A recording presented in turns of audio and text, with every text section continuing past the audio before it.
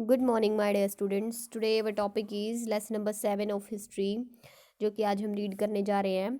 Crafts and industries under colonial rule, यानी औपनिवेशिक शासन के जो है औपनिवेशिक शासन के दौरान जो है हस्तशिल्प और उद्योग धंधे कैसे थे, वो आज हम रीड कर रहे हैं। देखिए, the Indian handicraft industries existed in villages as well as in urban areas during the first half of the 18th century. 18वीं शताब्दी की पहली 6 माही के दौरान, यानी जब पहली 6 माही आ चुकी थी, मतलब उस टाइम के दौरान भारतीय हस्तशिल्प उद्योग गांव के साथ साथ शहरी क्षेत्रों में भी मौजूद थे। The village handicrafts met the needs of the villagers, and the urban handicrafts fulfilled the needs of the urban people. यानी गांव के हस्तशिल्प ने ग्रामीणों की ज़रूरतों को पूरा किया और शहरी हस्तशिल्प ने मतलब गांव के साथ साथ शहरी क्षेत्रों में भी ये मौजूद थे। ठीक है, अर्बन एरियाज़ में भी ये मौजूद थे। और इन्होंने क्या किया, गांव के हस्तशिल्पों ने ग्रामीणों की ज़रूरतों को पूरा किया और शहरी हस्तशिल्पों ने शहरी लोगों की ज़रूरतों को पूरा किया। Certain crafts flourished at certain centres, और कुछ केंद्रों पर कुछ शिल्प विकसित हुए। फॉर एग्जाम्पल ढाका, ठीक है, ढाका में भरूच और Madurai specialized in making fine muslin and calico cloth. वहाँ पे जो है यहाँ पे जो है ढाका, भरूच और मसूरई में बढ़िया मलमल और कैलिको कपड़ा बनाने में विशेषज्ञता हासिल है। उसके बाद Surat, Masulipatnam and Visakhapatnam were famous for ship building. जो सूरत है, मसूलीपट्टनम और विशाखापट्टनम है, जहाज निर्माण के लिए प्रसिद्ध थे। यहाँ पे जहाज का निर्माण किया जाता था। ठीक, Pune, Hyderabad and Tanjore were famous for their brass and copper wares. Pune, Hyderabad और तंजौर अपने पीतल और तांबे के माल के लिए प्रसिद्ध थे। लोहे का काम कर रहे थे जो there were other center specializing in iron working, stone working, gold and silver ornaments and so on. यानी पीतल और यहाँ पे लोहे के काम करने वाले जो थे, पत्थर से काम करने वाले, सोने चांदी के आभूषणों आदि के जो विशेषज्ञ थे, उनके भी जो है मतलब जितने भी यहाँ पे विशेषज्ञ हुए थे, वो उनके भी आदि के भी अन्य क्षेत्र थे। यहाँ पे केंद्र बने हुए थे। सोने चांदी के आभूषण आदि के विशेषज्ञ के अनेक केंद्र थे यहाँ पे। Many crafts were well organized and had their own guilds to protect the interest of craftsman. अच्छी तरह से कारीगरों के हितों की रक्षा के लिए कई शिल्पों को अच्छी तरह से व्यवस्थित किया जाता था। ठीक है, उसके बाद these guilds were patronized by the rulers because they fetched a sizable income for the state। अच्छी तरह से व्यवस्थित किया गया था और उनके अपने स्वयं के जो है दोषी भी थे। मतलब they guides were patronised by the rulers, शासकों द्वारा जो है ये व्यवस्थित किए जाते थे, ताकि और उनको जो है साइजेबल इनकम भी मिलती थी, क्योंकि वो जो है साइजेबल मतलब अच्छी इनकम भी स्टेट के लिए पैदा करते थे। इसलिए the industrial revolution of Britain had a far reaching effect on Indian crafts and industries. इन अपराधियों को द इंडस्ट्रियल रिवोल्यूशन हुआ, मतलब जो ये शासक थे ना, उनके द्वारा संरक्षण किया गया था इनका, क्योंकि उन्होंने राज्य के लिए एक बड़ी आय अर्जित की थी। ब्रिटेन की औद्योगिक क्रांति का भारतीय शिल्प और उद्योग पर दूरगामी प्रभाव पड़ा, मतलब काफ़ी प्रभाव पड़ा था। ब्रिटेन के जो the industrialization of Britain forced them to look for new markets. Britain के इंफ्रास्ट्रक्चर ने ब्रिटेन के जो मतलब ब्रिटेन के वहाँ पे जो ब्रिटेन का मार्केट था ना, उन्हें नए बाज़ारों की तलाश करने के लिए मजबूर कर दिया। ब्रिटेन के उद्योग धंधों ने उन्हें नए बाज़ारों की तलाश करने के लिए मजबूर कर दिया। Their growing territorial rule in India made them see India as a huge market for their industrial products. Bharat में उनके बढ़ते क्षेत्रीय शासन ने उन्हें भारत को उनके औद्योगिक उत्पादों के लिए एक बड़े बाजार के रूप में देखा। In this chapter we will discuss the effect on two main industries, textiles and iron and steel. इस अध्याय में हम दो मुख्य उद्योगों, कपड़ा और लोहा और इस्पात पर प्रभाव पर चर्चा करेंगे। Indian textiles in world market. यहाँ पे देखिए कि इंडियन टेक्सटाइल कैसा था पूरे वर्ल्ड मार्केट में। Before the British conquered Bengal, India was the world's largest producer of cotton textiles. अंग्रेजों द्वारा बंगाल पर विजय प्राप्त करने से पहले भारत सूती वस्त्रों का दुनिया का सबसे बड़ा उत्पादक था। मतलब कहता है कि अंग्रेज जब बंगाल पे विजय प्राप्त नहीं करे थे ना, उन्होंने जब तक बंगाल पे विजय प्राप्त, उस टाइम से पहले की बात है ये, कि भारत जो है वो सूती वस्त्रों का दुनिया का सबसे बड़ा उत्पादक था। Indian textiles were extensively traded in Southeast Asia, Java, Sumatra and Penang, and West and Central Asia. Indian textiles were renowned both for their fine quality and craftsmanship. The memories of this flourishing trade and craftsmanship is preserved and in many words still current in English and other languages. तो कहता है भारतीय वस्त्रों का बड़े पैमाने पर दक्षिण पूर्व एशिया, जावा, सुमात्रा और पेनांग और पश्चिम और मध्य एशिया में कारोबार किया गया था। भारतीय वस्त्र उत्तम गुणवत्ता और शिल्पकारी दोनों के लिए प्रसिद्ध थे। इस फलते फूलते व्यापार और शिल्प कौशल की यादें अंग्रेजी और अन्य भाषाओं में अभी भी कई शब्दों में संरक्षित हैं। फिर उसके बाद देखिए, how we learn history from certain names. हम कुछ नामों से इतिहास को कैसे सीखते हैं। The European traders began referring to all finely woven textiles from India as muslin. यूरोपीय व्यापारियों ने भारत से इलाय मुस्लिन के रूप में सभी पतले बने हुए वस्त्रों का जिक्र करना शुरू कर दिया था। The Portuguese came to India in search of spices. जो पुर्तगाली थे मसाले के लिए भारत में आए थे। ठीक है, they landed in Calicut and the cotton textiles which they took place to Europe along the spices came to be called calico। तो कहता है कि पुर्तगाली मसाले के लिए आए थे भारत में, वे कालीकट में उतरे और सूती वस्त्र जो वे यूरोप मसालों के साथ वापस ले गए उन्हें कैलिको कहा जाने लगा।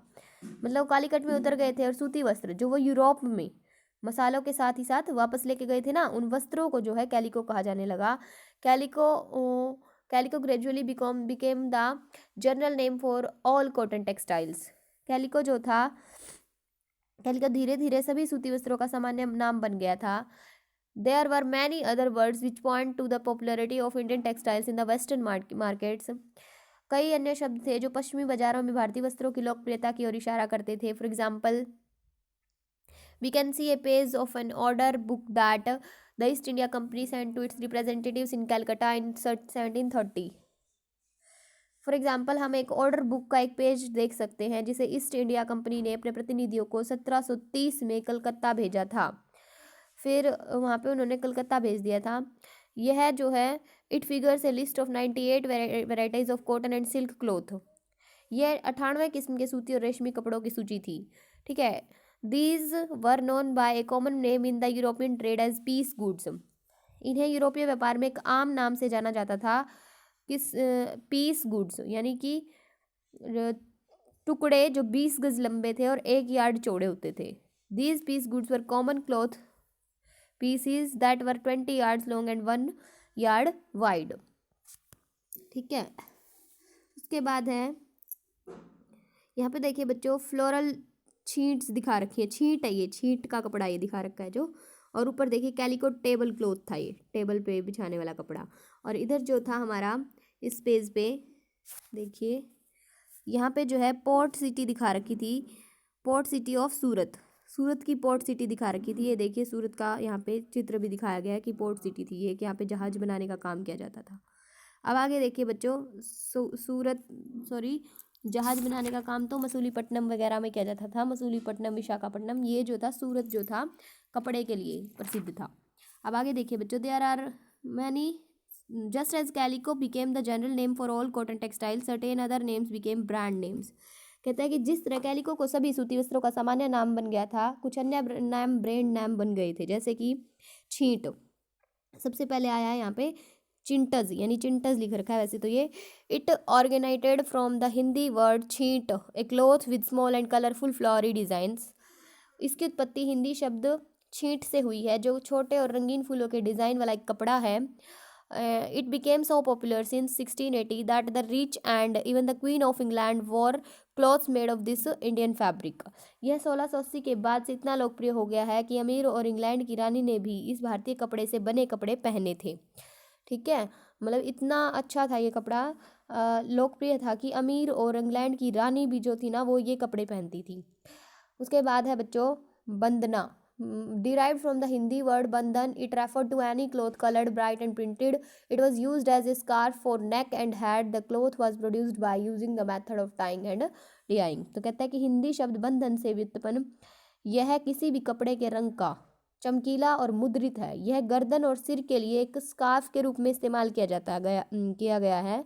किया गया था। कपड़े को बांधने और रंगाई की विधि का उपयोग करके उत्पादित किया गया था।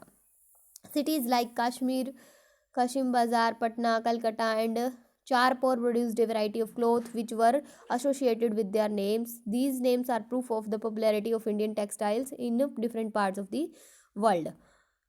तो ये देखिए यहाँ पे ब्राइट रेड बंधाना दिखा रखा है बच्चों, ये जो हमने ऊपर रीड किया है। उसके बाद ये कहता है कि काशिम बाजार, पटना, कलकत्ता और चारपुर जैसे शहरों ने विभिन्न प्रकार के कपड़े पहने जो उनके नाम के साथ जुड़े थे। ये नाम दुनिया के विभिन्न हिस्सों में भारतीय वस्त्रों की लोकप्रियता का प्रमाण थे। उसके बाद है British reaction to popularity of Indian textiles. यहाँ पे ब्रिटिश का क्या रिएक्शन रहा था जब इंडियन टेक्सटाइल जो था पॉपुलर होने लगा था, तो की बात है ये, मतलब क्या ब्रिटिशर्स का रिएक्शन हुआ था। देखिए, in England worried by the popularity of Indian textiles, wool and silk makers began protesting against the import of Indian cotton textiles. In 1720, the British government banned the use of printed cotton textiles in England. This act was known as the Calico Act. At this time, printed calico was particularly popular amongst the women who were known as calico madmas. This almost destroyed the Indian textile industry and India was forced to buy British textiles. तो ये कहता है कि England में भारतीय वस्त्रों की लोकप्रियता से चिंतित ऊन और रेशम निर्माताओं ने भारतीय सूती वस्त्रों के प्रभाव का विरोध करना शुरू कर दिया। 1720 में ब्रिटिश सरकार ने इंग्लैंड में मुद्रित सूती वस्त्रों के उपयोग पर प्रतिबंध लगा दिया था। इस अधिनियम को कैलिको अधिनियम के रूप में जाना जाता था। इस समय मुद्रित कैलिको महिलाओं के बीच विशेष रूप से लोकप्रिय था, जिन्हें कैलिको मैडम के रूप में जाना जाता था। इसने भारतीय कपड़ा उद्योग को लगभग नष्ट कर दिया और भारत को ब्रिटिश वस्त्र खरीदने के लिए मजबूर होना पड़ा था। तो ये था बच्चों कैलिको एक्ट। कि कैलिको एक्ट में क्या हुआ था, हमने अभी भी रीड किया है कि कैलिको एक्ट कब शुरू किया गया था। जब वस्त्रों की लोकप्रियता बढ़ गई थी ना, तो उससे चिंतित होकर विरोध करना शुरू कर दिया था ब्रिटिशर्स ने हमारे सूती वस्त्र का, और फिर इंग्लैंड में जो है सूती वस्त्रों के उपयोग पर प्रतिबंध लगा दिया था, और इसी अधिनियम को कैलिको अधिनियम के रूप में जाना जाता है। उसके बाद देखिए यहाँ पे ship trading in the east में जो है शिप को खरीदा जाता है, ये जो है यहाँ पे दिखाई गई है शिप्स बहुत सारी। उसके बाद है बच्चों Indian textile suffered from the new inventions made in England which revolutionized the textile industry. The spinning jenny invented by John Guy in 1764 and invention of steam engine by Richard Arkwright in 1786 led to production of cloth in huge quantities and at a very low cost. Till the end of the 18th century, however, Indian textiles dominated the world, and the Dutch, the French and the English companies made enormous profit from the sale of Indian textiles. तो आगे ये कहता है बच्चों, भारतीय वस्त्र England में किए गए नए आविष्कारों से पीड़ित थे। ठीक है, भारतीय वस्त्र इंग्लैंड में किए गए जो नए आविष्कार थे ना, उनसे पीड़ित हो गए थे फिर, जिसने कपड़ा उद्योग में क्रांति ला दी थी। 1764 में जॉन के द्वारा स्पिनिंग जेनी का आविष्कार और 1786 में रिचर्ड आर्कराइट द्वारा स्टीम इंजन का आविष्कार किया गया, जिससे भारी मात्रा में और बहुत कम लागत पर कपड़े का जो है उत्पादन होने लगा। ठीक है, 18वीं शताब्दी के अंत तक हालांकि भारतीय कपड़ा दुनिया और डच पर हावी था। फ्रांसीसी और अंग्रेजी कंपनियों ने भारतीय वस्त्रों की बिक्री से भारी लाभ कमाया था। भारतीय वस्त्रों को असली झटका तब दिया गया जब ईस्ट इंडिया कंपनी ने राजनीतिक हासिल की और भारत में शक्ति और भारतीय किसानों के ऊपर जो क्या किया, यहाँ पे देखिए लिख रखा है कि the real blow to Indian textile was given when the East India Company gained political power in India and collected huge revenues from the Indian peasants and zamindars. They had enough money now to buy Indian textiles without importing gold and silver from England. मतलब ये कह रहा था कि अंग्रेजी कंपनियों ने भारत वस्त्रों की बिक्री से काफ़ी लाभ कमाया था। भारतीय वस्त्रों को असली झटका तब दिया गया जब ईस्ट इंडिया कंपनी ने राजनीतिक पूरी सत्ता जो है अपने पास हासिल कर ली और भारत में शक्ति और भारतीय किसानों और जमींदारों को जो है मतलब दबाव डाल दिया उनके ऊपर। ठीक है, तो ये सब तब हुआ जब उन्होंने हमारे पूरे जमींदार वगैरह पे जो है पूरा प्रभाव डाल दिया था। They had enough money now to buy Indian textiles. उन्होंने काफ़ी पैसा कमाया था इंडियन टेक्सटाइल से विदाउट इम्पोर्ट किए हुए गोल्ड एंड सिल्वर को फ्रॉम इंग्लैंड से. ठीक है, तो यहाँ पे देखिए टाटी वीवर्स ऑफ बंगाल, ये तांती वीवर्स दिखा रखे हैं बंगाल के जो कि कपड़ा बुन रहे हैं. उसके बाद बच्चों आप लोग भी अच्छे से इन्हें रीड कीजिएगा. Thank you, have a nice day.